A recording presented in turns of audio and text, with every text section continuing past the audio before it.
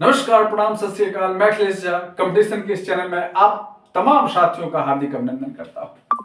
साथियों, सबसे पहले मैं नव वर्ष की आप सभी को शुभकामना देना चाहता हूं कि नव वर्ष आपके जीवन में ढेर सारी खुशियों की सौगात लेकर के आए और आप लोग इतनी ऊंचाई पर चले जाएं जैसा आपने सोचा भी ना हो, इससे भी अधिक ऊंचाई पर चले जाएं, ऐसी मेरी दिल से दुआ है। और आप लोगों के लिए मैं ऐसा चाहता भी हूं कि आप लोग इतनी ऊंचाई पर चले जाइए। चलिए अब हम लोग चले आते हैं अपने टॉपिक पर। देखते हैं दोस्तों कि हम लोगों ने नंबर सिस्टम का अध्ययन किया।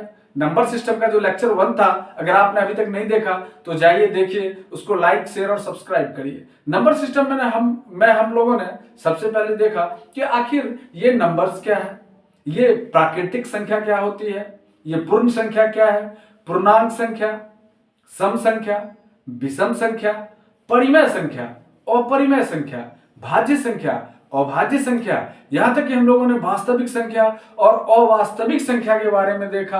और फिर हम लोगों ने कॉम्प्लेक्स नंबर के भी बारे में देखा था, मिश्रित संख्या, जिसमें हम लोगों ने a+ib के बारे में अध्ययन किया था, उसको समझा था। और उसके बाद अभी हम लोगों ने जब इतनी सारी चीजों को देखा तो अब हमें सिर्फ एक बातें समझ में आ रही है कि आखिर इन सारी चीजों को देखने के बाद कुछ फैक्ट्स तो निकल करके सामने आना चाहिए। तो चलिए उन सारी चीजों को पढ़ने के बाद हम लोगों ने क्या फैक्ट्स देखा, आइए उस फैक्ट्स पर बातें करते हैं। सबसे पहला फैक्ट्स जो यहां पर देखिएगा कह रहा है, वो क्या कह रहा है? सबसे पहला फैक्ट्स कि कोई भी संख्या जो कि सम हो एवं अभाज्य हो वो केवल 2 ही है। मतलब कि 2 एक ऐसी संख्या है जो अभाज्य भी है और सम भी है। मतलब सम संख्या में अभाज्य संख्या है अगर कोई, तो केवल 2 ही है। उसके अलावा जितनी भी अभाज्य संख्याएं हैं वो सभी संख्याएं विषम संख्या ही है। ठीक है, तो इस बातों को समझ में आ गया होगा कि ये पहला कहना क्या चाह रहा है कि जितनी भी संख्याएं हैं, ये जितनी भी संख्याओं में अभाज्य संख्या एवं सम संख्या वो केवल एक और एक ही है, और वो क्या है? 2 संख्या है, संख्या 2। ठीक है, एक ही है और 2 है वो। चलिए सेकंड क्या कहता है कि संख्या 1 न तो भाज्य और न ही अभाज्य है। मतलब संख्या 1 जो है वो भाज्य भी नहीं है और अभाज्य भी नहीं है। मतलब कि भाज्य संख्या और अभाज्य संख्या के बारे में हम लोगों ने गहराई से पढ़ा था, तो आप उस वीडियो को भी देख सकते हैं, लेक्चर 1 को। उसमें हम लोगों ने भाज्य अभाज्य के बारे में पढ़ा था। इसमें कह रहा है कि संख्या 1 को ना तो भाज्य संख्या मानेंगे और ना ही उसको अभाज्य संख्या मानेंगे।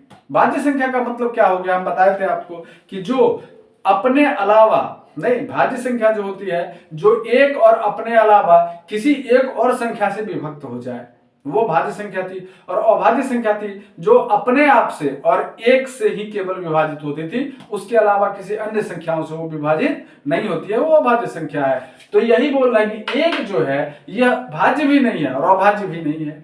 ठीक है, चलिए नेक्स्ट। अगर कभी कंपटीशन में ऑब्जेक्टिव में आ जाए कि एक भाज्य है या अभाज्य है, तो उसमें ऑप्शन में रहेगा और आपको देना है कि एक ना ही भाज्य है और ना ही अभाज्य संख्या है। और अगर पूछा जाए कि कौन सी ऐसी सम संख्या है जो भाज्य भी है, तो आपको क्या बताना है? 2 बताना है, 2 के बारे में बताना है। चलिए तीसरा क्या कह रहा है कि सभी प्राकृत संख्याएं पूर्ण, पूर्णांक, परिमेय एवं वास्तविक होती हैं। ये कहा। हम लोगों ने प्राकृतिक संख्या के बारे में देखा था कि 1 से प्रारंभ होकर अनंत तक जाने वाली संख्याएं प्राकृतिक संख्याएं कहलाई थी। अब कह रहा है कि प्राकृतिक संख्याएं जो है वो जितनी भी प्राकृतिक संख्याएं हैं, सभी प्राकृतिक संख्याएं जो है वो क्या है? पूर्णांक है, परिमेय है एवं वास्तविक होती हैं। जितनी भी प्राकृतिक संख्याएं हैं वो सभी जो होती हैं पूर्णांक, परिमेय एवं वास्तविक होती हैं। ठीक है, और कह रहे हैं कि सभी पूर्ण संख्या पूर्णांक, परिमेय एवं वास्तविक होती है। जितनी भी पूर्ण संख्या है, ये पूर्ण संख्या जो है वो सभी क्या होती है? पूर्णांक भी होती है, परिमेय भी होती है और वास्तविक भी होती है।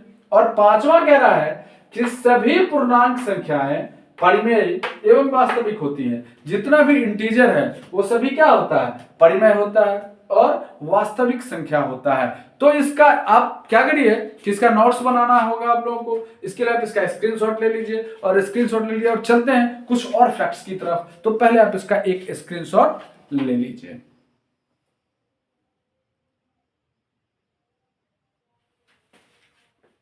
चलिए हम लोगों ने देखा था अभी तक, अब नेक्स्ट देखते हैं। नेक्स्ट क्या कह रहा है कि अभाज्य एवं यौगिक सम तथा विषम संख्याएं होती हैं। मतलब जो भी अभाज्य संख्या है या और जो अभाज्य एवं यौगिक जो भी संख्या है वो सम तथा विषम होती है। मतलब जो भी संख्या अभाज्य है तो वो या तो सम होगी और नहीं तो क्या होगी, विषम संख्या होगी। ठीक है, जिसमें कि हम लोग देखे थे कि सम संख्या में जो अभाज्य संख्या है वो केवल एक दो ही है और उसके अलावा जितनी भी अभाज्य संख्याएं हैं वो सभी क्या थी, विषम संख्याएं थी। नेक्स्ट देखिएगा, कह रहा है कि प्राकृत एवं पूर्ण संख्याएं कभी भी ऋणात्मक नहीं होती हैं। देखिएगा दोस्तों, इसमें तो ये जो कह रहा है कि प्राकृत एवं पूर्ण संख्याएं कभी भी ऋणात्मक नहीं होती है, ये बिल्कुल सत्य बात कह रहा है। अच्छा एक बात सोच लीजिए कि प्राकृतिक संख्याओं की शुरुआत कहां से होती है, एक से शुरू ही होता है प्राकृतिक संख्या, तो इस वजह से वो शून्य मतलब निगेटिव माइनस होने का बात ही नहीं है। और पूर्ण संख्या की शुरुआत कहां से होती है, जीरो से शुरू होती है, तो इसमें भी निगेटिव होने का कोई बात ही नहीं है। तो अगर जीरो से पहले से आता तब तो माइनस में होता है, ऋणात्मक होता है, लेकिन ये जीरो से शुरू ही होता है पूर्ण संख्या और एक से शुरू ही होता है प्राकृतिक संख्या। तो प्राकृतिक एवं पूर्ण संख्याएं कभी भी ऋणात्मक नहीं होती हैं।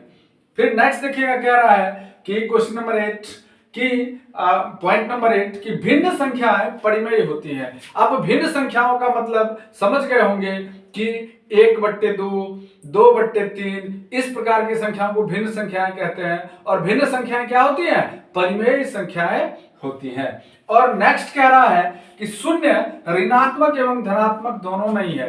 इसको इस प्रकार से समझा जा सकता है, जैसे एक संख्या रेखा बनाते हैं, देखिएगा ऐसे वाला, और यहां पर मैं देखो इसको शून्य यहां ऐसे है और इसको इस पॉइंट को शून्य मान लिए और यहां से +1 2 और 3 और 4 चला गया और इस जीरो से इधर जो हो गया वो क्या हो गया, -1, ये वाला -2। मतलब कि जीरो जो है ना तो ऋणात्मक है और ना ही धनात्मक है, मतलब ना तो प्लस है ना तो माइनस है, ये बीच का, जैसे 0 माइल, जहां से हम लोग क्या करते हैं 0 माइल, जैसे रोड पे चलते हैं तो 0 माइल होता है ना, तो वहां पे 0 माइल उसको कुछ नहीं, वो 0 पॉइंट है, उस पॉइंट से जब अगले दूरी पर जाइएगा तो 1 किलोमीटर काउंट होता है। वैसे ही ये जो ये जो पॉइंट है जिसको हम लोग 0 मानते हैं, इससे अगर आप इस साइड जाते हैं तो पॉजिटिव माना जाएगा और इस साइड जाएंगे तो नेगेटिव माना जाएगा। मतलब जीरो ना तो पॉजिटिव है और ना स्वयं वो निगेटिव होता है। जीरो एक पॉइंट होता है जिस पॉइंट से अलग अलग दिशाओं में जाने पर पॉजिटिव एवं क्रमशः निगेटिव आता है। चलिए एक बार इसको फिर समझ लीजिए कि भाज्य अभाज्य एवं यौगिक सम तथा विषम होती हैं। तुरंत बताए थे कि कोई भी जो अभाज्य संख्या होगी वो या तो सम संख्या होगी या फिर विषम संख्या होगी, और सम संख्याओं में अभाज्य संख्या केवल एक ही संख्या है, वो क्या है, 2 है। और प्राकृतिक संख्याओं में प्राकृतिक संख्या एवं पूर्ण संख्याएं कभी भी ऋणात्मक नहीं होती हैं, इसको भी तुरंत बता दिए थे। और नेक्स्ट कह रहा है भिन्न संख्याएं परिमेय होती हैं। बिल्कुल 2/3 जो होगी वो भिन्न संख्याएं भी और परिमेय भी है। और नेक्स्ट शून्य ऋणात्मक एवं धनात्मक नहीं है, तो शून्य जो है वो ना तो ऋणात्मक है और ना ही धनात्मक है। चलिए चलते हैं अगले पड़ाव की तरफ, तब तक इसका स्क्रीनशॉट आप लोग ले लीजिए। नेक्स्ट देखिएगा क्या कह रहा है। नेक्स्ट कह रहा है कि किसी भी संख्या में शून्य का भाग देना परिभाषित नहीं है, अर्थात a/0 इक्वल टू इनफाइनाइट। कहता है कि किसी भी संख्या में शून्य का भाग देना परिभाषित नहीं है। अगर कोई संख्या है, मान लीजिए कि जैसे कि यहां पर एक संख्या देख लीजिए, समझ लीजिए कि एक संख्या 4 है और अगर इसके बट्टे में 4 - 4 इक्वल टू 4/, अगर 0 आ जाता है, इसका मतलब यह जो 4/0 आ गया, यह इसको हम लोग क्या मानेंगे, इसको इनफाइनाइट मानेंगे। क्या मानेंगे, इसको इनफाइनाइट मानेंगे। या फिर इसको हम लोग बोल सकते हैं नॉन डिफाइंड, कि ये डिफाइंड ही नहीं है, परिभाषित ही नहीं है, कि आखिर इसको अभी तक कोई पूरी तरह से जो वैज्ञानिक होते हैं, जो मैथमेटिशियन होते हैं, वो अभी तक इसको डिफाइन नहीं कर पाए हैं कि आखिर इसको क्या किया जाए। जैसे कि फर्स्ट में तो हम लोग समझ गए कि 4/0 जो होता है इसको या तो हम लोग क्या बोलेंगे, इनफाइनाइट बोलेंगे, या फिर नॉन डिफाइंड बोलेंगे, कि डिफाइंड ही नहीं है। ये क्या है, डिफाइंड ही नहीं, परिभाषित ही नहीं है, अपरिभाषित, और या फिर इनफाइनाइट, अनंत, ऐसा बोल सकते हैं। फिर देखिएगा इनफाइनाइट या फिर नॉन डिफाइंड दोनों बोला जा सकता है। इसको परिभाषित नहीं, इनफाइनाइट या फिर अनडिफाइंड दोनों का एक ही मतलब है कि इसको परिभाषित नहीं किया जा सकता है। नेक्स्ट देखिएगा क्या रहा है कि शून्य में किसी संख्या से भाग देने पर शून्य आता है कि अगर शून्य में किसी भी संख्या से अगर भाग दे दिया जाए तो शून्य ही आएगा। जैसे कि अगर यहाँ पर शून्य है, ठीक है, और अगर हम इसको 4 से भाग दे दें तो ये शून्य ही आ जाएगा। लेकिन ठीक इसके उलट अगर 4/0 आ जाता है तो ये क्या हो जाएगा, इनफाइनाइट आ जाएगा बच्चों। इनफाइनाइट का मतलब यहाँ पर में क्या हो जाएगा, ये इनफाइनाइट या नॉन डिफाइंड दोनों का मतलब हो जाएगा, एक ही बात होगा कि अपरिभाषित है, ये परिभाषित नहीं है, ठीक है ना।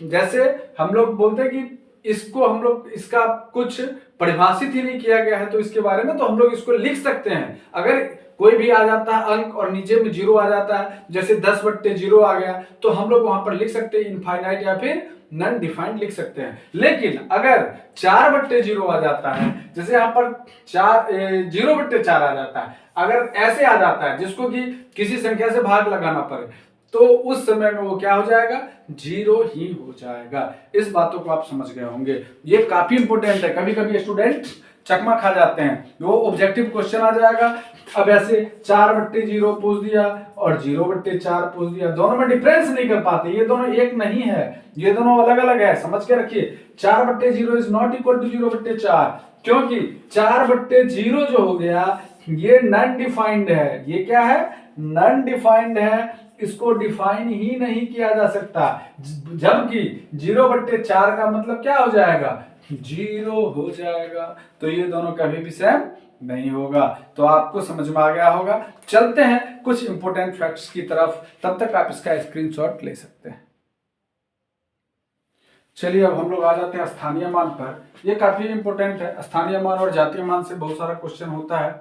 जैसे देखा गया है बिहार का जो बीपीएससी टीचर का एग्जाम हुआ था उसमें स्थानीय मान और जातीय मान से क्वेश्चन आया था, और अक्सर एसएससी में भी स्थानीय मान और जातीय मान से अंतर आ जाता है। तो आइए स्थानीय मान और जातीय मान के बारे में समझ लेते हैं। कह रहा है कि यह स्थानीय मान क्या है, कहते हैं कि किसी संख्या में किसी अंक का स्थान के अनुसार जो मान होता है उसे उसका स्थानीय मान कहते हैं। मानिए कि कोई संख्या है और उस संख्या में उस अंक का जो स्थान पे मान है उसको स्थानीय मान कहते हैं। जैसे देखिएगा कि यहाँ पे 4294 दिया गया है, इसमें पूछ रहा है 2 का स्थानीय मान। अब 2 का देखिए 2 कहाँ पर है, इकाई दहाई सैकड़ा, मतलब 2 और 2 0 बिठा देंगे, मान 200 है। जैसे पूछा जाए कि अब यहाँ पर मैं 9 का स्थानीय मान, तो देखिए 9 कहाँ पर है, इकाई के बाद दहाई पर, मतलब 9 तो रहेगा ही लेकिन 1 0 90 है, मतलब 9 का स्थानीय मान कितना हो जाएगा, 90 हो जाएगा, और 2 का स्थानीय मान कितना हो गया, 200 हो गया। तो ये जो हो गया इसका स्थानीय मान हो गया। और अगर इसमें सपोज कि 4 का स्थानीय मान पूछता तो इसमें 2 4 है, तो एक 4 का स्थानीय मान 4 ही हो जाएगा, और अगर इस 4 वाला का स्थानीय मान पूछता है तो इकाई दहाई सैकड़ा हजार, मतलब 4000 हो जाएगा। तो इस प्रकार से हम लोग स्थानीय मान को देख लिए हैं। स्थानीय मान में कोई दिक्कत हो तो कमेंट के माध्यम से हमें जरूर बताइए स्थानीय मान के बारे में। अब आते हैं जातीय मान पर, तब तक आप इसका स्क्रीनशॉट ले लीजिए और बच्चों इसका नोट्स निश्चित रूप से बनाइए, आप बहुत फायदा करेगा। चलते हैं हम लोग जातीय मान की तरफ। ये स्थानीय मान है और ये जातीय मान है। देखिएगा जातीय मान के बारे में क्या कह रहे हैं, किसी संख्या में किसी अंक का जो वास्तविक मान होता है उसे उसका जातीय मान कहते हैं। जैसे देखिए यहाँ पे क्या है कि 12 68 5 में 2 का जातीय मान 2 ही होता है। जैसे यहाँ पर मैं अगर स्थानीय मान पूछता तो कितना हो जाता है, इकाई दहाई सैकड़ा हजार, 2000 हो जाता है स्थानीय मान। लेकिन जातीय मान पूछ रहा है, मतलब 2 का जातीय मान जो होगा वो क्या होगा, 2 ही होगा।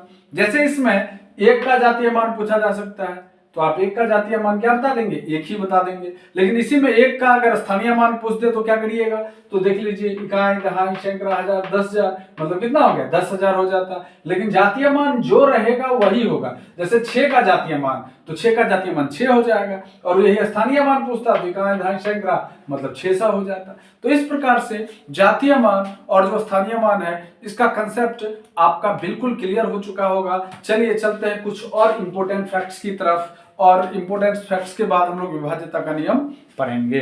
तो इस इंपोर्टेंट फैक्ट्स को देख लीजिए। नेक्स्ट देखिएगा क्या कह रहा है, फिर एक पाई के बारे में बात आ गया। नहीं, हम लोग उस दिन पढ़े थे पाई के बारे में। पाई क्या है, एक अपरिमेय संख्या है। क्यों अपरिमेय संख्या है, क्योंकि जब पाई का वैल्यू जो 22/7 आता है, जब इसको हम लोग डिवाइड करते हैं तो डिवाइड करने के बाद इसका जो वैल्यू आता है वो अशांत एवं अनावर्त होता है। क्या होता है? अशांत एवं अनावर्त। अशांत एवं अनावर्त के बारे में पिछले वीडियो में हम अच्छे से समझा चुके हैं, तो अगर आप नहीं देखे तो जाइए उस वीडियो को देखिए। लेक्चर 1 वीडियो है, उसमें अशांत एवं अनावर्त संख्या के बारे में हमने बात करी है। तो यहाँ पर क्या रहा कि पाई एक अपरिमेय संख्या है, ठीक है। क्यों अपरिमेय? क्योंकि इसका जो वैल्यू आता है वो अशांत एवं अनावर्त होता है। नेक्स्ट कहता है कि दो परिमेय संख्याओं का योगफल अथवा गुणनफल सदैव परिमेय होता है। अगर कोई दो परिमेय संख्या है, परिमेय संख्या बताए थे जिसको p/q के रूप में लिखा जा सकता है, वो परिमेय संख्या कहलाता है। कहते हैं कि अगर इसका हम योगफल करते हैं अथवा गुणनफल करते हैं तो हमेशा ही वो एक परिमेय संख्या ही आएगा। ये एकदम कन्फर्म और पक्की बात है, ठीक है। इसमें कोई कंफ्यूजन वाली बात नहीं है। जैसे आपके मन में आ सकता है कि 1/2 और जोड़ 1/2 कर दिए, सपोज कि दोनों परिमेय ही है, 1/2 भी परिमेय है। इसको इस प्रकार से यहाँ पे समझा जा सकता है कि देखिएगा कि जैसे आपको लग रहा होगा कि चलो ये 1/2 परिमेय है और इसको भी हम अगर गुना करते हैं तो 1/2 गुना 1/4 आ गया, तो चलो ये तो परिमेय हो गया, ठीक है। लेकिन अगर 1/2 और जोड़ फिर 1/2 करते हैं तो ये कैसे परिमेय होगा? तो देख लीजिए 2 हो गया और यहाँ पर क्या हो गया, 1 + 1 इक्वल टू क्या, 2/2, 2 से 2 कट गया, 1 हो गया। मतलब ये जो है कह रहा है कि 1 है और 1 है, मतलब इसको p/q के रूप में तो लिखा ही जा सकता है ऑलरेडी। इसका मतलब सिंपल सी बात है कि ये भी क्या है कि परिमेय ही है, इसमें कोई कंफ्यूज होने वाली बात नहीं है। तो चलिए देखते हैं। फिर नेक्स्ट कहता है कि दो अपरिमेय संख्याओं का योगफल अथवा गुणनफल कभी परिमेय संख्या तथा कभी अपरिमेय संख्या होता है। जैसे अगर दो अपरिमेय संख्या है तो उसका जो गुणनफल होगा या फिर उसका जो योगफल होगा तो कभी अपरिमेय हो जाएगा और कभी परिमेय हो जाएगा। नेक्स्ट कहता है कि एक परिमेय संख्या एवं एक अपरिमेय संख्या, अगर एक परिमेय संख्या सपोज कि 1/2 है और एक कोई अपरिमेय संख्या √3 है मान लीजिए, ठीक है। तो कह रहे हैं कि एक परिमेय संख्या और एक अपरिमेय संख्या सदैव एक अपरिमेय संख्या होता है। कैसे? इसको यहां पर देख के समझ लीजिए। यहां पर में कि एक परिमेय संख्या है, मानिए कि 1/2 एक परिमेय संख्या है और एक अपरिमेय संख्या ले लेते हैं √3। अब इसको जब आप ऐड करेंगे, जोड़ेंगे, तो भी सदैव ये एक अपरिमेय ही हो जाएगा। क्या हो जाएगा? अपरिमेय ही हो जाएगा। और अगर इसको हम गुना करते हैं 1/2 और इनटू में √3 मतलब √3/2, तो ये भी क्या हो जाएगा? अपरिमेय ही हो जाएगा। मतलब कि सिंपल सी बात है कि ये सभी अपरिमेय संख्या ही होगी, ठीक है ना। कि एक परिमेय संख्या एवं एक अपरिमेय संख्या का गुणनफल अथवा योगफल सदैव एक अपरिमेय ही संख्या होगी। तो आपको अच्छे से समझ में आ गया हो। सॉरी। तो इसमें कहीं कोई दिक्कत हो इसका स्क्रीनशॉट ले लीजिए और कहीं कोई दिक्कत हो तो हमें निश्चित रूप से बताइए। और चलिएगा देखिएगा कि हम लोग अब इस क्लास के अंतिम पायदान पर आ चुके हैं। देखिए नेक्स्ट क्या कह रहा है कि दो परिमेय संख्याओं के बीच अनंत परिमेय संख्याएं होती हैं। अगर दो परिमेय संख्या है तो इस परिमेय संख्याओं के बीच अगर आपसे पूछे कोई कि दो परिमेय संख्याएं हैं और इस परिमेय संख्याओं के बीच कितनी परिमेय संख्याएं हो सकती हैं, तो आप एक लाइन में बोलेंगे कि दो अपरिमेय संख्याओं के बीच अनंत परिमेय संख्याएं हो सकती हैं, कितनी भी, और इसे आसानी से निकाला भी जा सकता है, ठीक है। दोनों परिमेय संख्या को जोड़ दीजिए और 2 से भाग देते जाइए और दोनों के बीच अनंत अपरिमेय संख्याएं निकलती चली जाएंगी, ठीक है। नेक्स्ट कहता है कि दो अपरिमेय संख्याओं के बीच अनंत अपरिमेय संख्याएं होती हैं। कि दो अपरिमेय संख्या है तो उस दोनों अपरिमेय संख्याओं के बीच जो है वो अनंत अपरिमेय संख्याएं होती है। जैसे दो अपरिमेय संख्या है और इस दोनों अपरिमेय संख्याओं के बीच कितनी भी संख्याएं जो है हो सकती है जो अपरिमेय संख्या होंगी, मतलब अनंत अपरिमेय संख्याएं हो सकती है। नेक्स्ट कह रहा है कि प्रत्येक सम संख्या का वर्ग सम होता है। जैसे आप अगर सम संख्या का वर्ग देख लें तो खुद ही देख लीजिए, 2 का वर्ग कितना होगा, 2 सम है, 2 का वर्ग कितना होगा, 4 होगा। अच्छा ठीक है, 4 सम है, 4 का वर्ग कितना होगा, 16 होगा, 16 सम है। 16 का वर्ग देख लीजिए, 16 सम में 16 का वर्ग कितना होगा, 256 होगा, मतलब सम हो गया। ऐसे ही देख लीजिए आप 16 का स्क्वायर 256 होता है ना, 256 भी सम होता है। ऐसे ही देख लीजिए आप 3 देख लीजिए विषम है, तो 3 का स्क्वायर 9, ये भी विषम हो गया। 9 का स्क्वायर 81, ये भी विषम हो गया। तो ऐसे करके जितने भी सम संख्याएं हैं उन सब संख्याओं का वर्ग हमेशा सम होता है एवं विषम संख्या का वर्ग हमेशा विषम ही होता है।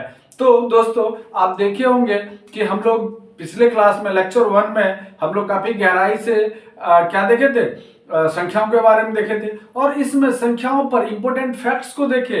इस फैक्ट्स को भी याद रखना जरूरी है, इसको भी बार बार दोहराना जरूरी है। आप वीडियो को अगर आप याद नहीं कर पा रहे, दोहरा नहीं पा रहे, तो कुछ नहीं करना है, केवल वीडियो को बार बार सुनना है और सुनने से ही आपको याद हो जाएगा। केवल बार बार दिन में 1 बार 2 बार आप वीडियो को देखिए, सुनिए, और आपको बस आपके ब्रेन में कंसेप्ट बनता चला जाएगा। तो यहाँ पर मैं जितनी भी संख्याएं हैं ये सारी चीजें हम लोग संख्याओं के बारे में देख लिए। नेक्स्ट क्लास हम लोग विभाज्यता का नियम पढ़ेंगे और उसमें देखेंगे कि विभाज्यता के नियम में कि क्या क्या नियम है, और उसके बाद सीधे हम लोग क्वेश्चन पर आ जाएंगे और एसएससी से रिलेटेड, रेलवे से रिलेटेड, और फिर बीपीएससी टीचर से रिलेटेड, जितना भी इस टॉपिक से रिलेटेड जितना क्वेश्चन होगा उन सभी क्वेश्चनों को हम लोग बारी बारी से करेंगे। तो दोबारा आप सभी को नववर्ष की हार्दिक शुभकामनाएं। आप सबों का दिन सफल, सुखद एवं मंगलमय हो, ऐसी हम कामना करते हैं। इन्हीं वक्तव्यों के साथ अब हम लोग नेक्स्ट क्लास का इंतजार करते हैं। तब तक के लिए जय हिंद, जय भारत।